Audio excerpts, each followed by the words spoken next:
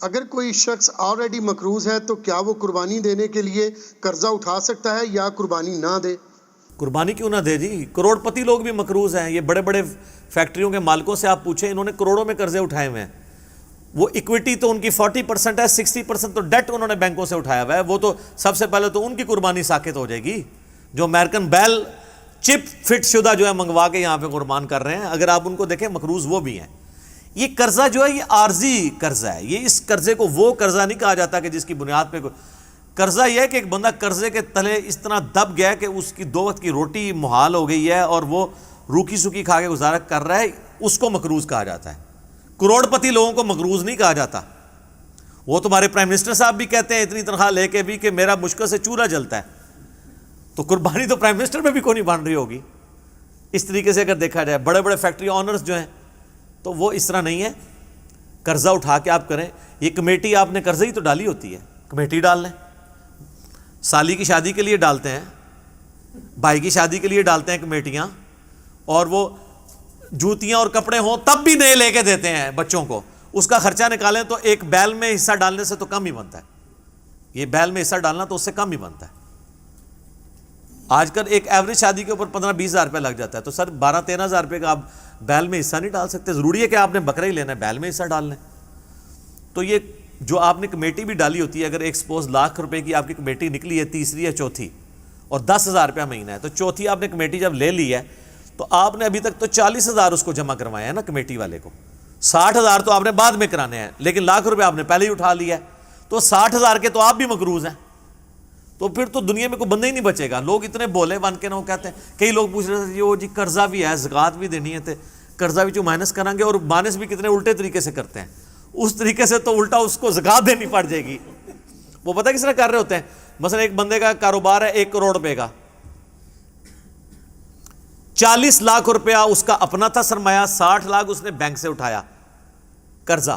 کتنا ہو گیا؟ 1 کروڑ. اب وہ جب حساب کرنے لگتا ہے نا سال بعد، وہ کہتا ہے جی میں نے 1 کروڑ روپیہ کاروبار میں لگایا ہوا ہے، تو 1 کروڑ کی زکوٰۃ جو ہے وہ کیسے نکالی؟ وہ پھر کہتا ہے کہ دیکھیں جی میرا تو اپنا تھا 40، 60 میں نے بینک سے اٹھایا، تو 60 میں سے 40 نکل گئے، تو 20 لاکھ کا تو میں ابھی بھی مقروض ہوں. تو میں تو مقروض ہوں، میں کیوں زکوٰۃ دوں گا؟ حالانکہ وہ بیوقوف بھول جاتا ہے کہ کاروبار میں اس نے 1 کروڑ لگایا ہوا ہے. یہ 60 لاکھ 1 کروڑ میں سے مائنس ہونے ہیں، 40 لاکھ میں سے نہیں مائنس ہونے. 40 لاکھ تو اس کا اپنا تھا نا، 60,000 اس نے قرضہ اٹھایا، تو ٹوٹل کتنا ہوا؟ 1 کروڑ.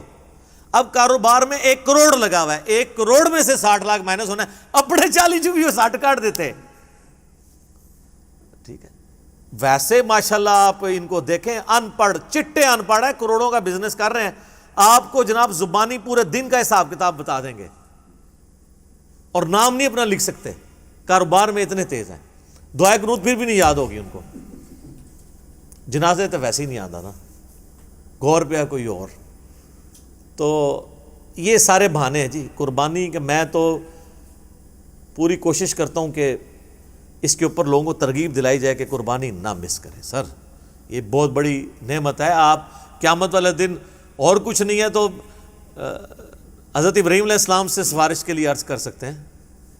ان کی سنت کو زندہ رکھا، ان کی سنت آپ نے زندہ، سنت ابراہیمی کو زندہ رکھا. کوئی ایک نیکی اپنے ساتھ رکھیں اور اچھی چیز قربان کریں، ریاکاری کے لیے نہیں. جس طرح وہ یہ بھی دیکھیں آپ، یہ ٹی وی چینلز پہ شروع ہو جائے گا.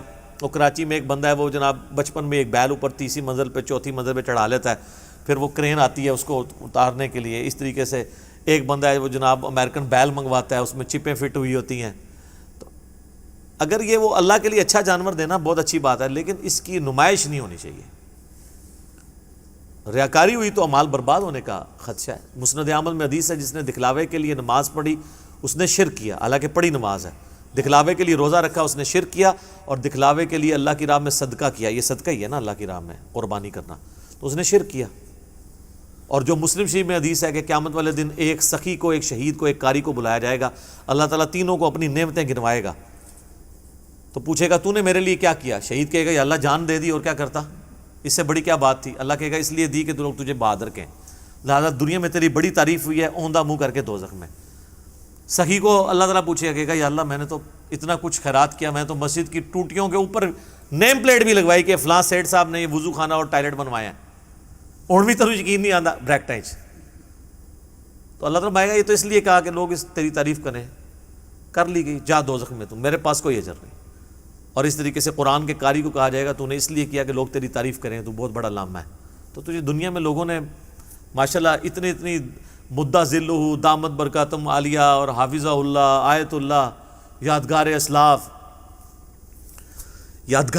نہ لکھا کرو۔ مطلب پتا کیا ہے کہ جڈا وڈا فراڈیا ہے نا، یہ اسلاف بھی ایڈے وڈے فراڈیے سن، یہ انہوں دی یاد ہی تازہ کر رہے ہیں نا، یہ تو اتنا خطرناک جملہ ہے نا، لکھا کرو۔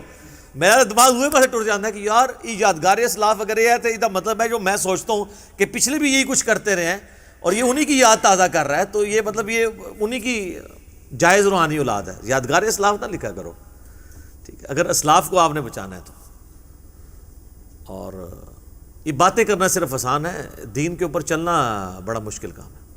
تو جناب قرضہ اٹھانا پڑتا ہے تو کوئی مسئلہ نہیں، قرضہ کیا آپ کو سب مر چلیں ہیں، قرضہ اٹھا کمیٹی ڈال لیں، پلان کریں قربانی کے لیے۔ اگر آپ نے ہر مہینے میں بھی 1000 روپے علیحدہ کیا ہو نا، سال بعد 12000 روپے بن جاتا ہے، آپ ایک حصہ ڈال ہی سکتے ہیں۔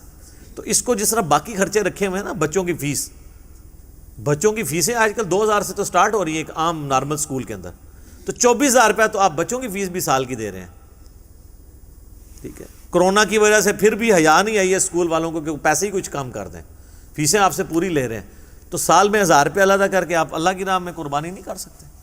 کرنی چاہیے۔ ایون قرضہ بھی اٹھانا پڑتا ہے، ضرور اٹھائیں، کریں، کیونکہ یہ قرضہ ایسا نہیں ہے کہ جو آپ کی گردن کو دبوچ لے گا، آپ آسانی سے اتار لیں گے۔ 12-13 ہزار روپیہ کیا چیز ہے؟ اب اس چکر میں نہ پڑ جائے کہ میں نے جا کے 50,000 روپے دی کوئی بیتل بکری جا کے لینی ہے، تو وہ تو ظاہر ہے اتنا بڑا ہاتھ بھی نہ ڈالیں آپ، ٹھیک ہے، نارمل قربانی کر لیں جو آپ گھر میں۔ اچھا بعض لوگ ہیں گھر میں موٹا گوشت کھانے کو عیب اور گالی سمجھتے ہیں، اور جب قربانی کا موقع آتا ہے تو وہ بڑے گوشت میں حصہ ڈال دیتے ہیں پیسے بچانے کے لیے۔ تو چاہیے یہ کہ پھر جو اگر آپ چھوٹے گوشت کو پریفرلی گھر میں کھاتے ہیں، صرف چھوٹا گوشت جو کھا رہے ہیں، میں ان کی بات کر رہا ہوں، جو مکس کر کے کھا رہے ہیں ان کی نہیں بات کر رہا، تو آپ کو پھر قربانی بھی چھوٹے گوشت کی ہی دینی چاہیے۔ لن تنالوا البر حتی تنفقوا مما تحبون، تم کبھی بھی نیکی کے اعلیٰ درجے کو نہیں پا سکتے جب تک کہ پسندیدہ چیزیں اللہ کی راہ میں خراب نہ کرو۔ ویسے موٹے گوشت سے آپ گن کھائیں اور کہیں جی ساڈے گھر سے پکدا ہی چھوٹا ہے، جدو قربانی دی واری آئے تو وہ جناب موٹے گوشت کا حصہ 13,000 روپے کا بن رہا ہے اور بکرا جو ہے وہ آ رہا ہے 30,000 روپے کا، ادھر جناب تمہیں یاد آ جائے کہ وہ جی ابراہیم علیہ السلام جڑے نا وہ بھی بنایا بچڑا لائے سن فرشتے واسطے، تے موٹا گوشت سنت ابراہیمی ہے، ٹھیک ہے۔ سر بڑا گوشت سنت ابراہیمی ہے اور چھوٹا گوشت سنت محمدیہ ہے صلی اللہ علیہ وآلہ وسلم۔ بخاری مسلم میں حدیث شفاعت جو ہے وہ سٹارٹ ہی اس سے ہوتی ہے کہ نبی علیہ السلام کے سامنے دستی کا بکری کا گوشت رکھا تھا، آپ وہ ساتھ ساتھ کھا رہے تھے اور آپ نے شفاعت والی حدیث بیان کی کہ قیامت والے دن سب کے سب لوگ پہلے حضرت آدم کے پاس جائیں گے۔ وہ حدیث کا آغاز ہی بخاری مسلم کا اس سے ہوتا ہے، اور اس سے یہ بھی ثابت ہوا کہ کھانا کھاتے ہوئے گفتگو کرنا سنت ہے، لیکن یہ اس میں احتیاط بھی ہے۔ بعض لوگ بہت بڑے بڑے نوالے لیتے ہیں، ساتھ گفتگو کرتے ہیں، بعض کا سانس کی نالی میں چلا جائے نا تو لگ پتہ جانا جائے۔ یہ جو منع کرتے ہیں نا لوگ کھانا کھاتے ہوئے بولنا نہیں چاہیے، یہ کوئی شرعی مسئلہ نہیں ہے، بلکہ اس لیے کہا جاتا ہے کہ وہ کھانا کھاتے ہوئے بعض اوقات وہ سانس کی نالی میں چلا جاتا ہے، اور آپ کو پتہ ہے یہ جینون بیماری بھی ہے بعض لوگوں کو۔ میں کئی ایسے لوگوں کو جانتا ہوں جن کو معدے کا ایشو ہے نا، ان کو ڈاکٹرز نے باقاعدہ کہا ہوا ہے کہ آپ نے کھانا کھاتے وقت نا صرف کھانا کھانا ہے، نہ باتیں کرنی ہے، نہ ٹی وی دیکھنا ہے، اور آپ نے اپنے ذہن میں حاضر کرنا ہے کہ آپ کھانا کھا رہے ہیں، کیونکہ دماغ کے سگنل پھر وہ ایسے چلیں گے کہ آپ کا خوراک کی نالی میں نہیں جائے گا۔ یہ جینون پرابلم ہے۔